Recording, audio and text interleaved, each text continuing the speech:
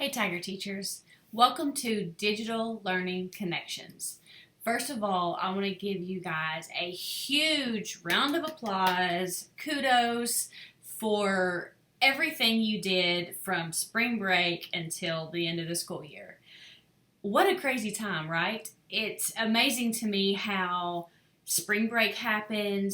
We went to distance learning and you guys completely jumped in, dug in, and rocked it. I know that some of you have learned so much during this time. Some of you were completely ready to go digital. Some of you were like, no, it's like my worst nightmare. But I think together we figured it out, we persevered.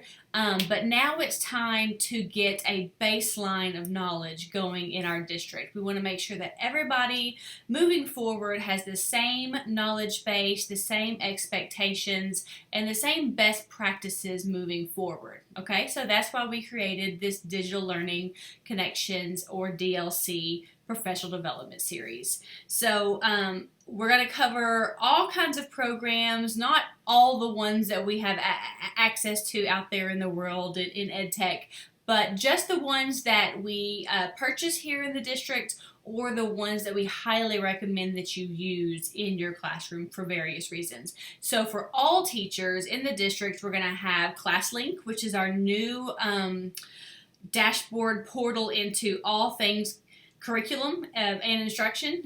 We're going to cover some Zoom things, Edpuzzle, which is a new tool to many of you. It was new to me, but I'm going to be using that throughout this DLC professional development, and I hope you see the value in it, and I hope you choose to use it in your classroom next year. We'll also talk about Loom. And then we're going to do a little piece called Google for Professionals. Not necessarily the whole gamut of Google, because Google is huge, but just the pieces that will help you manage your classroom, manage your work from your administrators or central office, to help manage the way that you run your classroom and communicate with others. And then for CES, we're going to concentrate on ClassDojo as our learning management system, and go deeper into portfolios.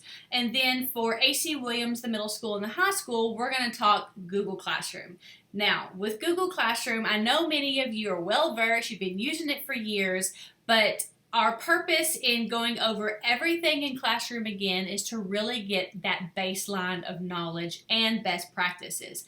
Throughout our Google Classroom training, I have embedded different pieces and thoughts from parents and community members and even staff members about how Google Classroom was used, and some best practices and how we're going to move forward using these tools if for some reason we have to move to some sort of distance learning environment in the future.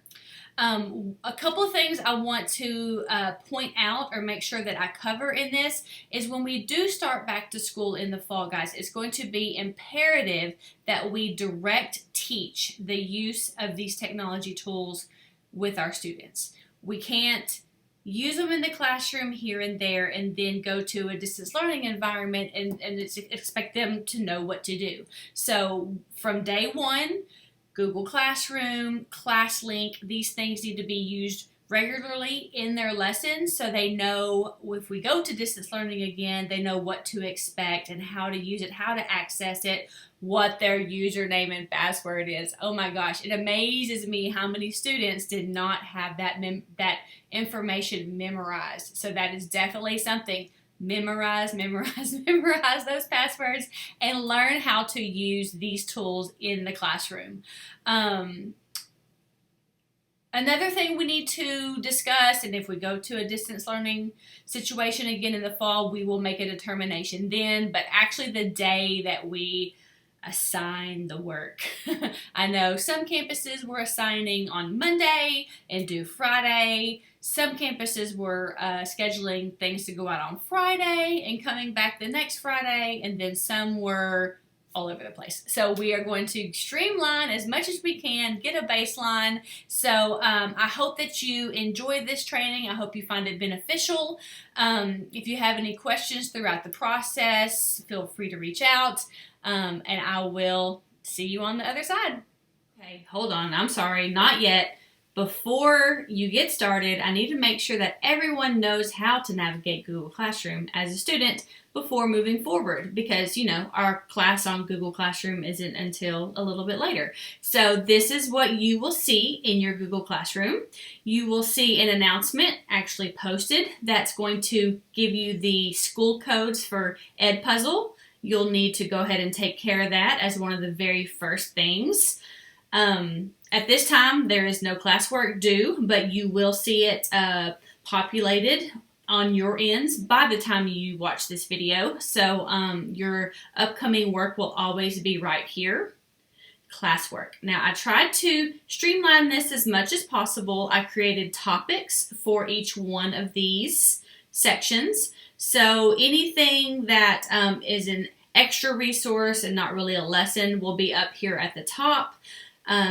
Content that is just for A.C. Williams middle school and high school teachers, your things will be right here. CES right here, and then all teachers, whether all 4 campuses are right here. So this is where you will go. Now, 2 of the activities, this one right here and this one right here, are going to require an upload. Okay, so I'm going to go into edit assignment. This is not how you are going to see it on the student side, but when you finish this activity, it will give you a certificate. You will need to upload this into Google Classroom as an attachment. So in your view of this, it will be on the right-hand side over here, and you will just attach it. It won't be a link or anything like that. It'll just be an attachment, and then you will turn it in that way. Okay, so I hope this helps you when navigating Google Classroom a little bit, but I know that you will learn more when we get into the video lesson. So I think that's it. I think I've covered everything I need to cover for now, so get busy and have fun learning.